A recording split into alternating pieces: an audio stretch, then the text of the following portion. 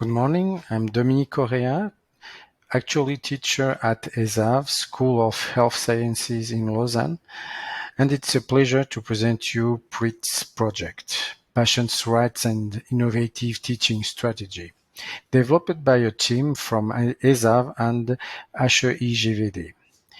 This project aims to developing a serious game that will support the training of future health professionals in the field of patients' rights by encouraging knowledge acquisition and practical skills development. The knowledge and the implementation of patients' rights are fundamental in health professional practices. But for our students, it's difficult to understand the importance of legal concepts and how they can apply into their future practices.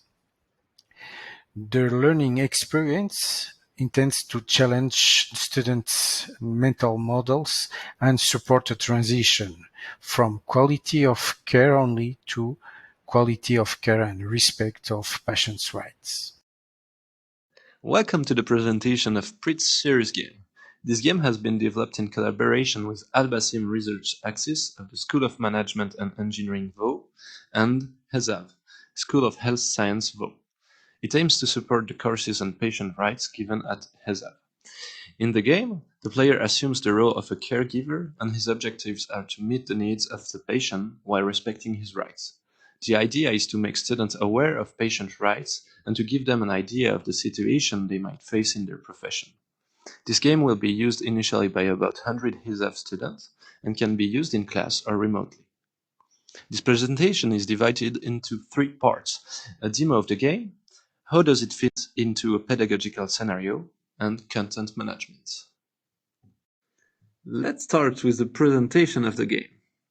When accessing the simulation, we first see the home page with a set of thumbnails. Each card represents a patient with a brief description of his pathology. I choose Mr. Horyu's card. Here I can see a description of the patient and his pathology. I'm also learning about my role as a healthcare professional. Let's start the first meeting with the patient. On this page, I, as player, discover the specific objective of this meeting.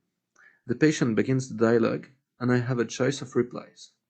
If I need to, I can go to the literature to find some guidance on how to better manage this situation. The patient will react to my answers. His reaction depends on my choices. As I continue, I will be faced with new choices that challenge my patient right knowledge. When the dialogue is over, I can return to the patient's home page. In this case, the completion of the first encounter has unlocked a first set of exercises. Teachers can determine the type and the number of exercises to be done after a dialogue. For example, single answer questions, multiple choice questions, or questions that require for custom text or answer. The completion of exercises unlock new dialogues, exercises, or documents. Now, I would like to discuss some of the choices made in the design of the series game, as well as the modalities for its integration into a global pedagogical scenario. A simulation is a reproduction of reality. When developing a simulation, we must ask ourselves what part of reality we're trying to reproduce. In this case, the encounters parts create an immersion by reproducing a professional situation. Thus, this game tends to create cognitive fidelity rather than physical fidelity. Physical fidelity would have been to try to reproduce the audio-visual reality of the relationship with the patient, but instead it is focused on cognitive reality. In other words, reproducing the thought made by the health professional in this real situation. In order not to break the immersion, in the simulation as in reality, there is no feedback on what is right or wrong. The debriefing will be done outside of the simulation. The simulation by itself isn't a game, but can be seen as a gaming and motivating factor, especially when it encourages the user to be reflective. Although PRIT is mainly based on simulation concepts, the possibility of progress by unlocking activities is a classic game mechanic. It gives an idea of challenge and encourages the user to progress in the game. The PRITS game is only one part of the pedagogical scenario. The activities surrounding the simulation are as important, if not more, than the simulation itself.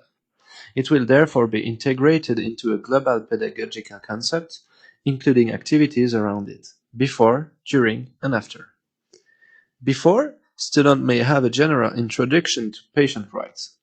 Next, a pre-briefing should ensure that students understand the objective of using the simulation. During the encounter, it is possible to access documents. This can be seen as a kind of problem-based learning approach.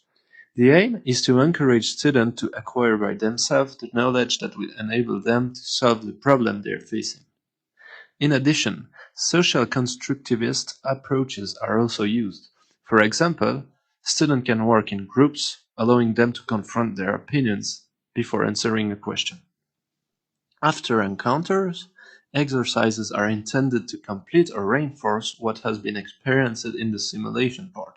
Then, a debriefing phase on what has been achieved is also planned outside the software. At this moment, the teacher can also provide additional theoretical contributions. After having seen the game and its pedagogical integration, let's look at the hidden side of the software's operation: content management. To develop such a simulation, it is necessary to collaborate with a multidisciplinary team. The PRITS project brings together the skills needed to develop the game, which are health, law, pedagogy, and engineering. And in this type of collaboration, several questions arise in terms of content management. How do you allow jurists to participate in the creation of content?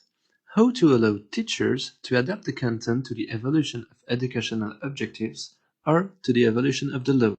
Thanks to the developed authoring system, the content can be edited directly in the game interface. The same tools allow editing more complex content, such as dialogue. Dialogues are created in a visual way. The interaction sequence of the dialogue is modeled like a state machine, as a flowchart. This allows to see the entire dialogue as a single picture. In this case, the states, dark blue boxes, represent what the patient says, and the links between them, with the light blue boxes, are the choices the user can make. The same tools can be used to design exercise or manage the activation of dialogues, exercise, or documents. The experience with the creation of PRITS has shown that this simplified content editing solution have allowed non-computer scientists, after a short training period, to create new patient records. To end this presentation, it is to be stated that the PRITS project is supported by the Digital Competence Center of the University of Applied Science Western Switzerland, and also that it is being used as a use case in the Swiss National Science Foundation project, CoLab. Thanks for watching.